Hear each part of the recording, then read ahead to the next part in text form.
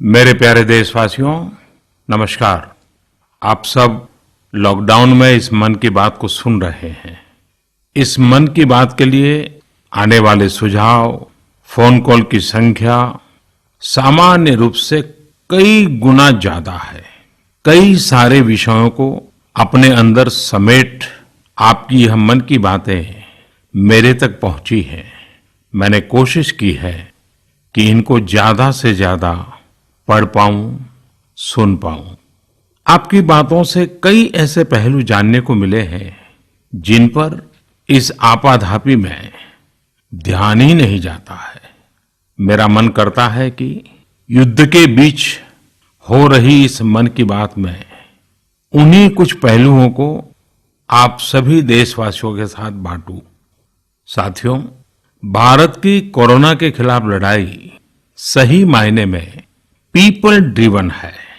भारत में कोरोना के खिलाफ लड़ाई जनता लड़ रही है, आप लड़ रहे हैं। जनता के साथ मिलकर शासन प्रशासन लड़ रहा है। भारत जैसा विशाल देश जो विकास के लिए प्रयत्नशील है, गरीबी से निर्णायक लड़ाई लड़ रहा है। उसके पास कोरोना से लड़ने और जीतने का यही एक तरीका है। और हम भाग्यशाली हैं कि आज पूरा देश का हर नागरिक, जन जन इस लड़ाई का सिपाही है, लड़ाई का नेतृत्व कर रहा है।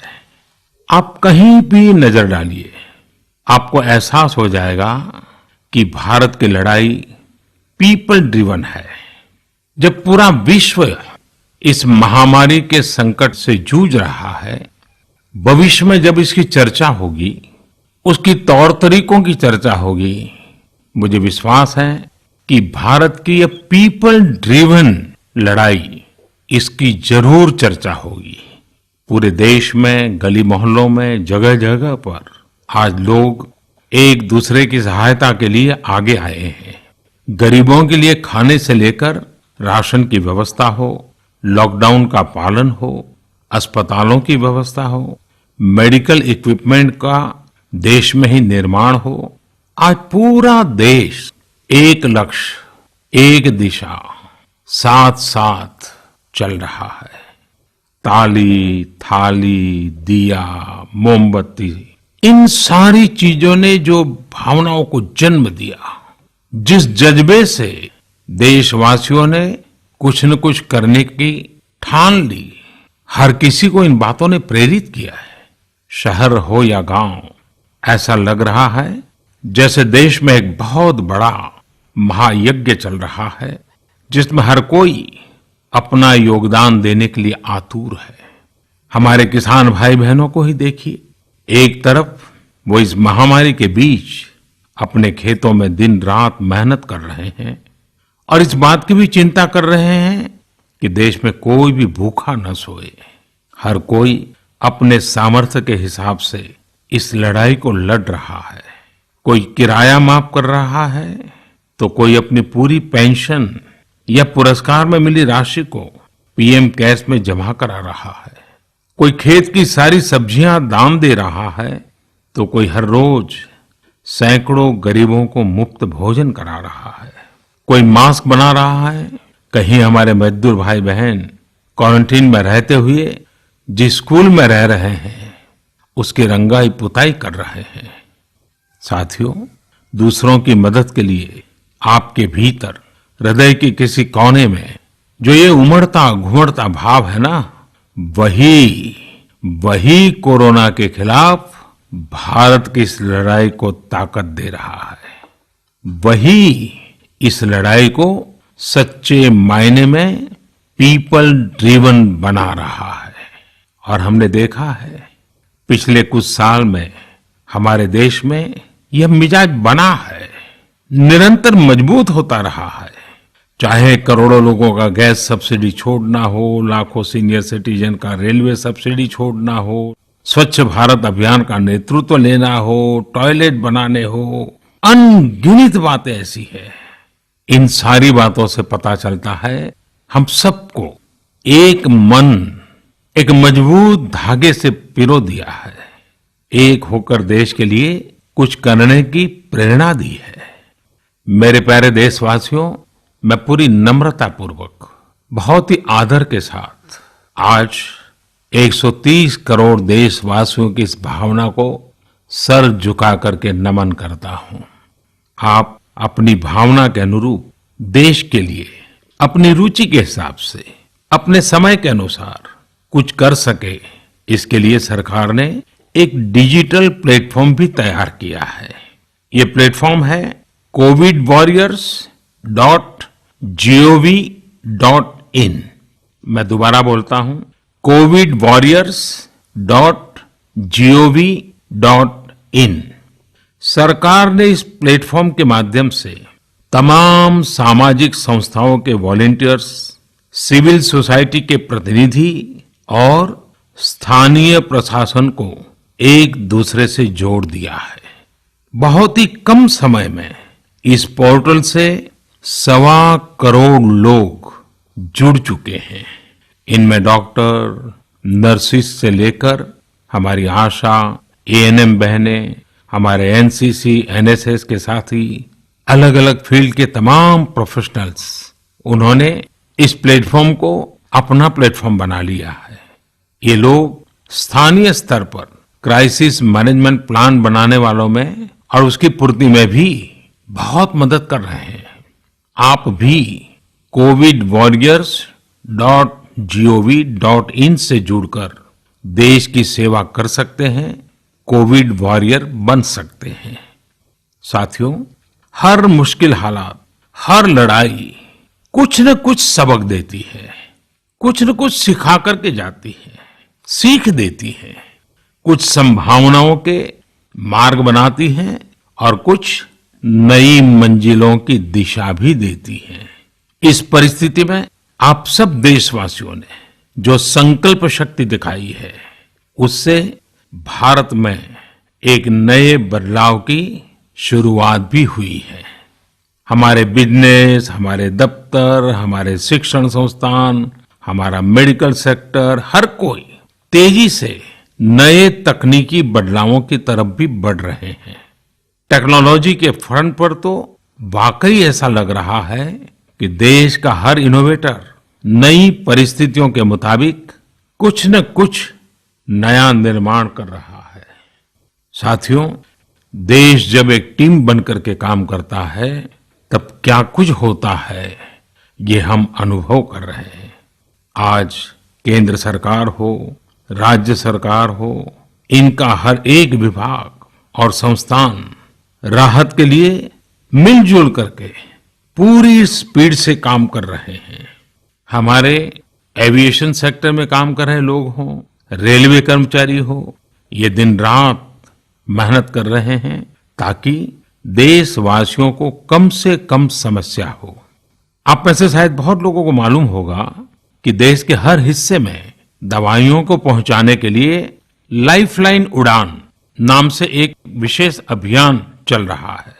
हमारे इन साथियों ने इतने कम समय में देश के भीतर ही 3 लाख किलोमीटर की हवाई उड़ान भरी है और 500 टन से अधिक मेडिकल सामग्री देश के कोने कोने में आप तक पहुंचाया है।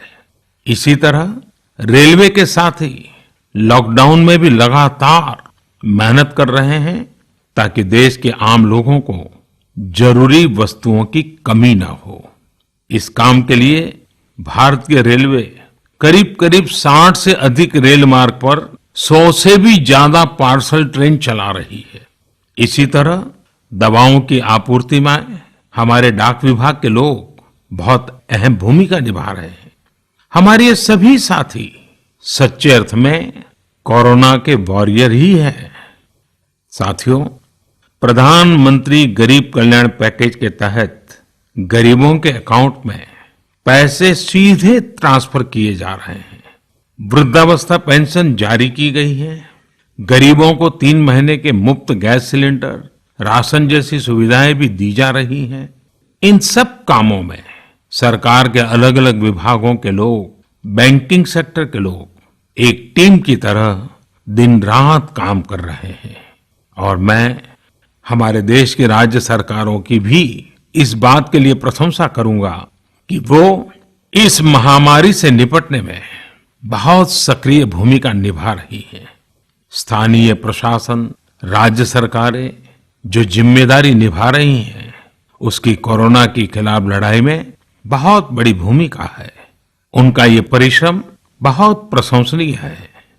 मेरे प्यारे देशवासियों, देश भर से स्वास्थ्य सेवाओं से जुड़े लोगों ने अभी हाल ही में जो अध्यादेश लाया गया है, उस पर अपना संतोष व्यक्त किया है। इस अध्यादेश में कोरोना वॉरियर्स के साथ हिंसा, उत्पीड़न और उन्हें किसी रूप में चोट पहुंचाने वालों के खिलाफ बेहद सख्त सजा का प्रावधान किया गया है।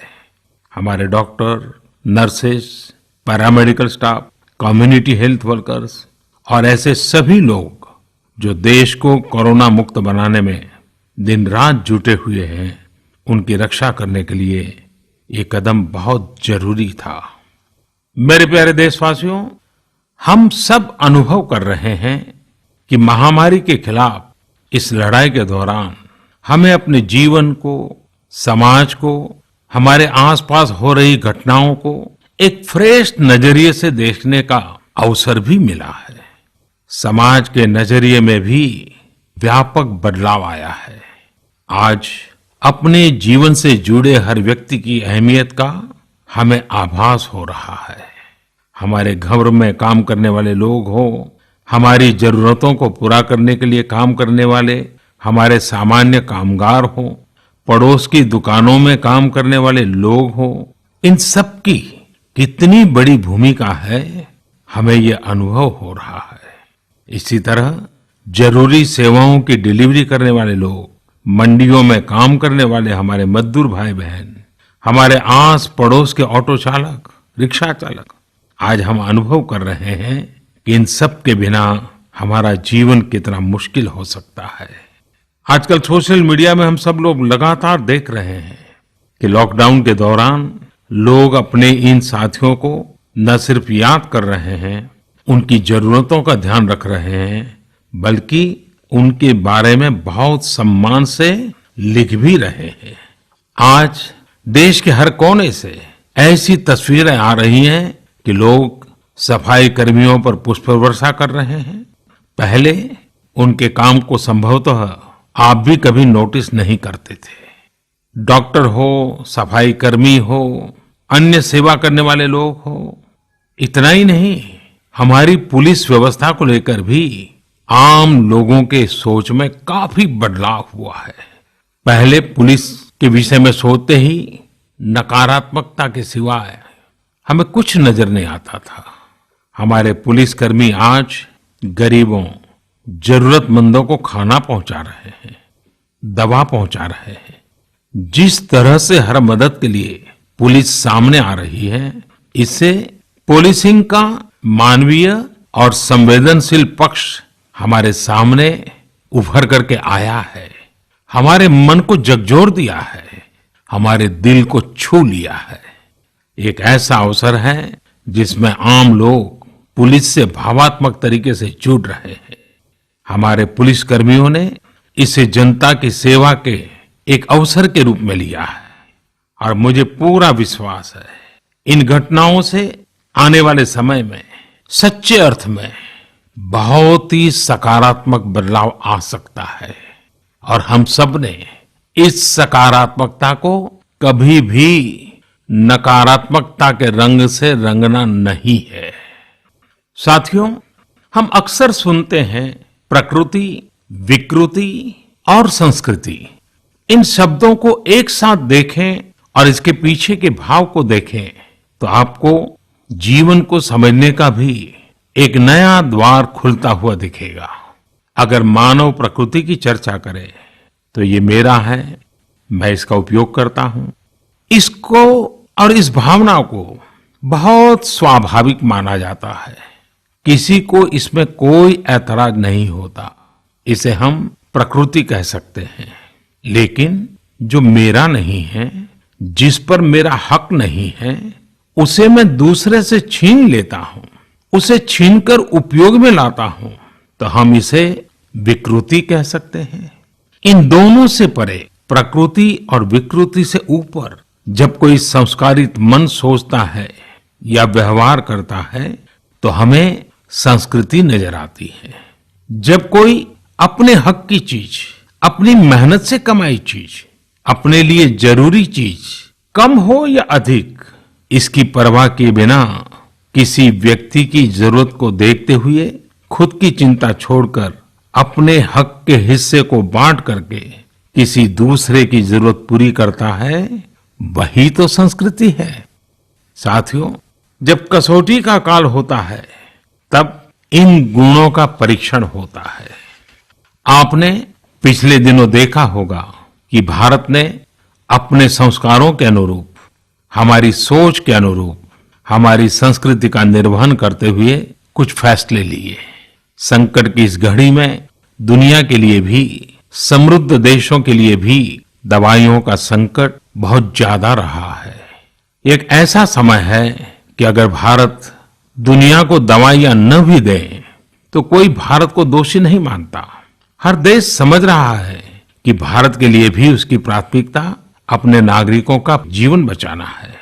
लेकिन साथियों, भारत ने प्रकृति विकृति की सोच से परे होकर फैसला लिया। भारत ने अपनी संस्कृति के अनुरूप फैसला लिया। हमने भारत की आवश्यकताओं के लिए जो करना था उसका प्रयास तो बढ़ाया ही, लेकिन दुनिया भर से आ रही मानवता की रक्षा की पुकार पर भी पूरा ध्यान दिया। हमने विश्व के हर जरूरतमंद तक दवाइयों को पहुंचाने का बीड़ा उठाया और मानवता के इस काम को करके दिखाया। आज जब मेरी अनेक देशों के राष्ट्राध्यक्षों से फोन पर बात होती है तो वो भारत की जनता का आभार जरूर व्यक्त करते हैं। जब वो लोग कहते हैं thank you India, thank you people of India, तो देश के लिए गर्व और बढ़ जाता है। इसी तरह इस समय दुनिया भर में भारत के आयुर्वेद और योग के महत्व को भी लोग बड़े विशिष्ट भाव से देख रहे हैं। सोशल मीडिया पर देखिए, हर तरफ इम्यूनिटी बढ़ाने के लिए किस तरह से भारत के आयुर्वेद और योग की चर्चा हो रही है।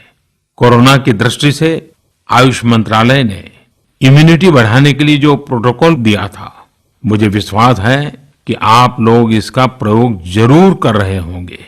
गर्म पानी, काढ़ा और जो अन्य दिशा निर्देश आयुष मंत्रालय ने जारी किए हैं वो आप अपनी दिनचर्या में शामिल करेंगे तो आपको बहुत लाभ होगा। साथियों, वैसे ये दुर्भाग्य रहा है कि कई बार हम अपनी ही शक्तियां और समृद्ध परंपराओं को पहचानने से इनकार कर देते हैं। लेकिन जब विश्व का कोई दूसरा देश एविडेंस बेस्ड रिसर्च के आधार पर वही बात करता है, हमारी ही फॉर्मूला हमें सिखाता है, तो हम उसे हाथों हाथ ले लेते हैं। संभवतः इसके पीछे एक बहुत बड़ा कारण सैकड़ों वर्षों की हमारी गुलामी का कालखंड रहा है। इस वजह से कभी कभी हमें अपनी ही शक्ति पर विश्वास नहीं होता है, हमारा आत्मविश्वास कम नजर आता है। इसलिए हम अपने देश की अच्छी बातों को, हमारे पारंपरिक सिद्धांतों को एविडेंस बेस्ड रिसर्च के आधार पर आगे बढ़ाने के बजाय उसे छोड़ देते हैं, उसे हीन समझने लगते हैं। भारत की युवा पीढ़ी को अब इस चुनौती को स्वीकार करना होगा। जैसे विश्व ने योग को सहज स्वीकार किया है, वैसे ही हजारों वर्षों पुराने हमारे आयुर्वेद के सिद्धांतों को भी विश्व अवश्य स्वीकार करेगा।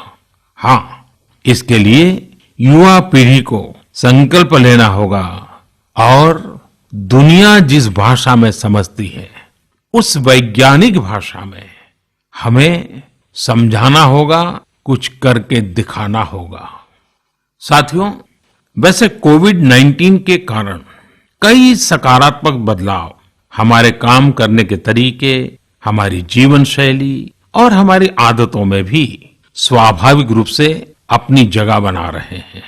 आपने सबने भी महसूस किया होगा इस संकट ने कैसे अलग अलग विषयों पर हमारी समझ और हमारी चेतना को जागरूक किया है।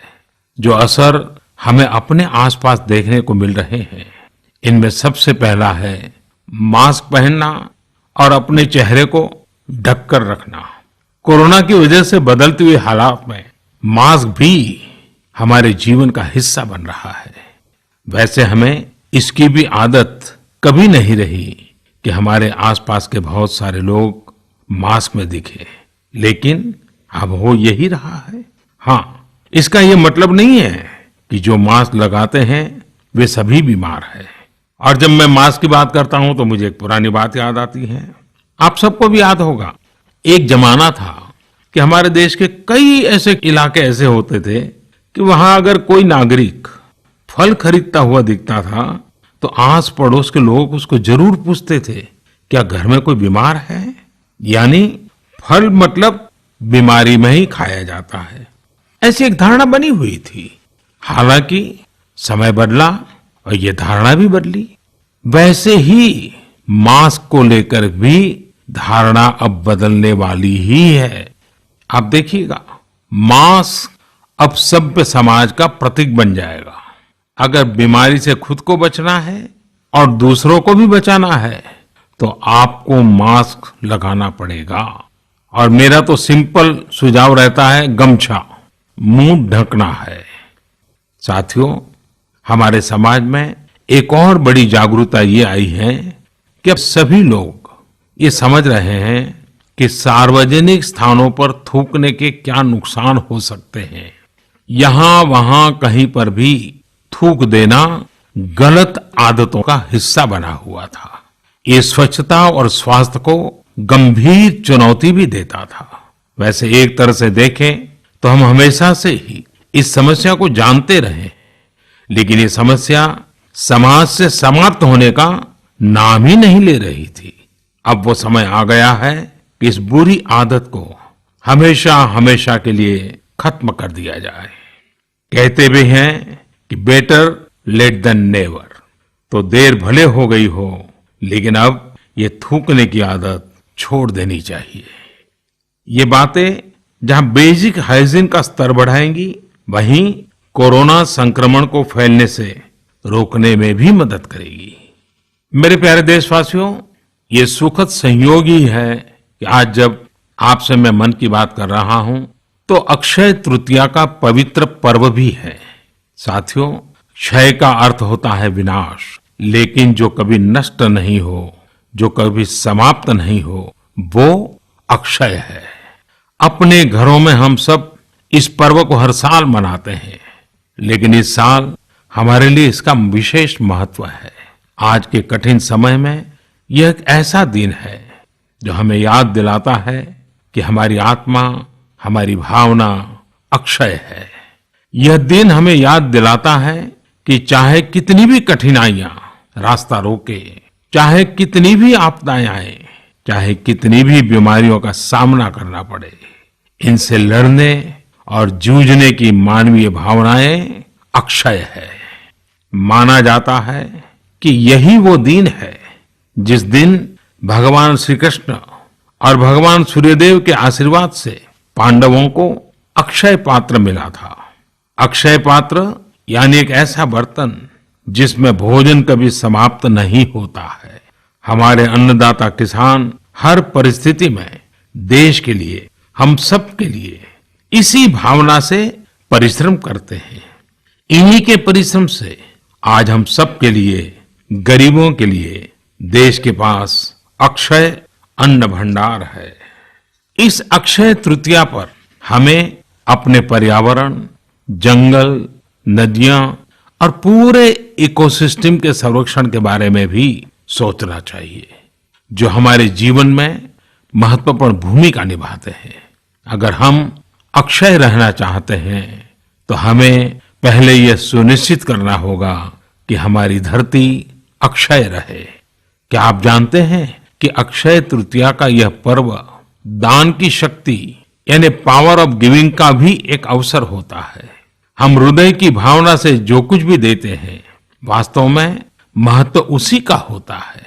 यह बात महत्वपूर्ण नहीं है कि हम क्या देते हैं और कितना देते हैं। संकट के इस दौर में हमारा छोटा सा प्रयास हमारे आसपास के बहुत से लोगों के लिए बहुत बड़ा संबल बन सकता है। साथियों, जैन परंपरा में भी यह बहुत पवित्र दिन है, क्योंकि पहले तीर्थंकर भगवान ऋषभदेव के जीवन का यह एक महत्वपूर्ण दिन रहा है। ऐसे में जैन समाज इसे एक पर्व के रूप में मनाता है और इसलिए ये समझना आसान है कि क्यों इस दिन को लोग किसी भी शुभ कार्य को प्रारंभ करना पसंद करते हैं। चूंकि आज कुछ नया शुरू करने का दिन है, तो ऐसे में क्या हम सब मिलकर अपने प्रयासों से अपनी धरती को अक्षय और अविनाशी बनाने का संकल्प ले सकते हैं? साथियों, आज भगवान बसवेश्वर जी की भी जयंती है। ये मेरा सौभाग्य रहा है कि मुझे भगवान बसवेश्वर की स्मृतियां और उनके संदेश से बार बार जुड़ने का, सीखने का अवसर मिला है। देश और दुनिया में भगवान बसवेश्वर के सभी अनुयायियों को उनकी जयंती पर बहुत बहुत शुभकामनाएं। साथियों, रमजान का भी पवित्र महीना शुरू हो चुका है। जब पिछली बार रमजान मनाया गया था, तो किसी ने सोचा भी नहीं था कि इस बार रमजान में इतनी बड़ी मुसीबतों का भी सामना करना पड़ेगा। लेकिन अब जब पूरे विश्व में ये मुसीबत आ ही गई है, तो हमारे सामने अवसर है इस रमजान को संयम, सद्भावना, संवेदनशीलता और सेवा भाव का प्रतीक बनाएं। इस बार हम पहले से ज्यादा इबादत करें, ताकि ईद आने से पहले दुनिया कोरोना से मुक्त हो जाए और हम पहले की तरह उमंग और उत्साह के साथ ईद मनाएं। मुझे विश्वास है कि रमजान के इन दिनों में स्थानीय प्रशासन के दिशा निर्देशों का पालन करते हुए कोरोना के खिलाफ चल रही इस लड़ाई को हम और मजबूत करेंगे। सड़कों पर, बाजारों में, मोहल्लों में फिजिकल डिस्टेंसिंग के नियमों का पालन अभी बहुत आवश्यक है। मैं आज उन सभी कम्युनिटी लीडर्स के प्रति भी आभार प्रकट करता हूं, जो 2 गज दूरी और घर से बाहर नहीं निकलने को लेकर लोगों को जागरूक कर रहे हैं। वाकई कोरोना ने इस बार भारत समेत दुनिया भर में त्योहारों को मनाने का स्वरूप ही बदल दिया है, रंग रूप बदल दिए हैं। अभी पिछले दिनों ही हमारे यहाँ भी बिहू, बैसाखी, पुथंडू, विशु, ओडिया न्यू ईयर, ऐसे अनेक त्योहार आए। हमने देखा कि लोगों ने कैसे इन त्योहारों को घर में रहकर और बड़ी सादगी के साथ और समाज के प्रति शुभ चिंतन के साथ त्योहारों को मनाया। आमतौर पर वे इन त्योहारों को अपने दोस्तों और परिवारों के साथ पूरे उत्साह और उमंग के साथ मनाते थे, घर के बाहर निकलकर अपनी खुशी साझा करते थे। लेकिन इस बार हर किसी ने संयम बरता, लॉकडाउन के नियमों का पालन किया। हमने देखा है कि इस बार हमारे ईसाई दोस्तों ने ईस्टर भी घर पर ही मनाया है। अपने समाज, अपने देश के प्रति ये जिम्मेदारी निभाना आज की बहुत बड़ी जरूरत है। तभी हम कोरोना के फैलाव को रोक पाने में सफल होंगे, कोरोना जैसी वैश्विक महामारी को परास्त कर पाएंगे। मेरे प्यारे देशवासियों, इस वैश्विक महामारी के संकट के बीच आपके परिवार के एक सदस्य के नाते, और आप सब भी मेरे ही परिवारजन हैं, तब कुछ संकेत करना, कुछ सुझाव देना, ये मेरा दायित्व भी बनता है। मेरे देशवासियों से मैं आपसे आग्रह करूंगा, हम कतई अति आत्मविश्वास में न फंस जाएं। हम ऐसा विचार न पाल लें कि हमारे शहर में, हमारे गांव में, हमारी गली में, हमारे दफ्तर में अभी तक कोरोना पहुंचा नहीं है, इसलिए अब पहुंचने वाला नहीं है। देखिए, ऐसी गलती कभी मत पालना। दुनिया का अनुभव हमें बहुत कुछ कह रहा है, और हमारे यहाँ तो बार बार कहा जाता है, सावधानी हटी तो दुर्घटना घटी। याद रखिए, हमारे पूर्वजों ने हमें इन सारे विषयों में बहुत अच्छा मार्गदर्शन किया है। हमारे पूर्वजों ने कहा है, अग्नि ही शेषम ऋण शेषम व्याधि शेषम तथैव च पुनः पुनः प्रवर्धेत तस्मात् शेषम न कार्येत। अर्थात हल्के में लेकर छोड़ दी गई आग, कर्ज और बीमारी मौका पाते ही दोबारा बढ़कर खतरनाक हो जाती है। इसलिए इनका पूरी तरह उपचार बहुत आवश्यक होता है। इसलिए अति उत्साह में स्थानीय स्तर पर कहीं पर भी कोई लापरवाही नहीं होनी चाहिए। इसका हमेशा हमेशा हमने ध्यान रखना ही होगा। और मैं फिर एक बार कहूंगा, 2 गज दूरी बनाए रखिए, खुद को स्वस्थ रखिए। 2 गज दूरी बहुत है जरूरी। आप सबके उत्तम स्वास्थ्य की कामना करते हुए मैं मेरी बात को समाप्त करता हूं। अगली मन की बात के समय जब मिले तब इस वैश्विक महामारी से कुछ मुक्ति की खबरें दुनिया भर से आए, मानव जात इन मुसीबतों से बाहर आए, इसी प्रार्थना के साथ आप सबका बहुत बहुत धन्यवाद।